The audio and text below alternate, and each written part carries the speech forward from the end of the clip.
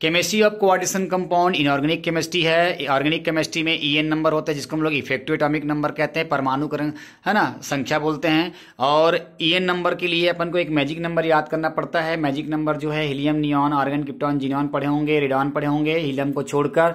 ये जो परिभाषा है परमाणु संख्या का, ईएन नंबर का, इफेक्टिव एटॉमिक नंबर का, उप सहसहयोगी के केंद्रीय धातु परमाणु या आयन है उसमें उपस्थित इलेक्ट्रॉन की संख्या और उप सहसंयोजक बंध बनने से प्राप्त इलेक्ट्रॉन की संख्या को हम लोग ईएन नंबर कहते हैं। प्यारे बच्चों, ईएन नंबर जो होता है धातु परमाणु या आयन का परमाणु क्रमांक सूत्र के रूप में लिख सकते हैं। धातु परमाणु की ऑक्सीकरण संख्या, फिर उसके बाद होता है 2 गुणित लिगेंडों की संख्या होती है।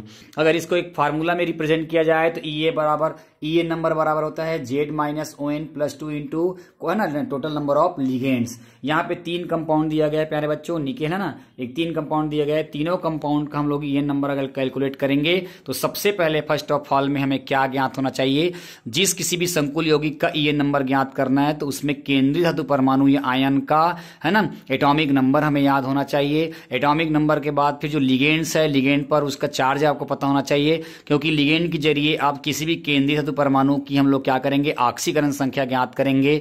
तो एटॉमिक नंबर सेंट्रल एटम का और लिगेंड का है ना चार्ज के द्वारा जो है हम लोग क्या करेंगे, सेंट्रल एटम का ऑक्सीडेशन नंबर स्टेट करेंगे, ज्ञात करेंगे। जैसे यहां पर ऑक्सीकरण संख्या अगर बात करेंगे NiC है ना CO4 के बारे में बात करेंगे तो 0 आएगा है ना। Hi4 2- के अगर बारे में बात करेंगे तो यहाँ पे 2 आएगा। K2PtCl6 के अगर बात करेंगे तो यहाँ पर कितना आएगा, आपका 4 आएगा।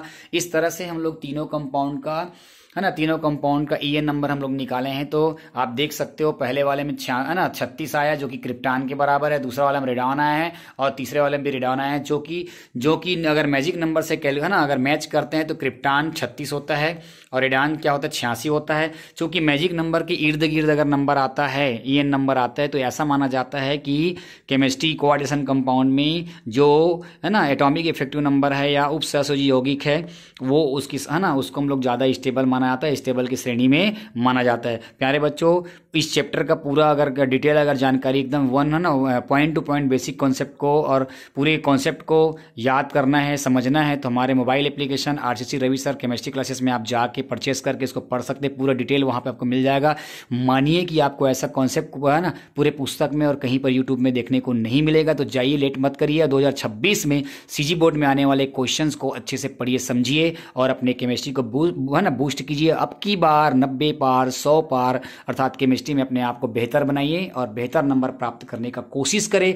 मैं आपकी पूरी हेल्प करूंगा, इसमें नामकरण जितने भी सब चीज दिया हुआ है सारी चीज को समझा दूंगा। Thank you.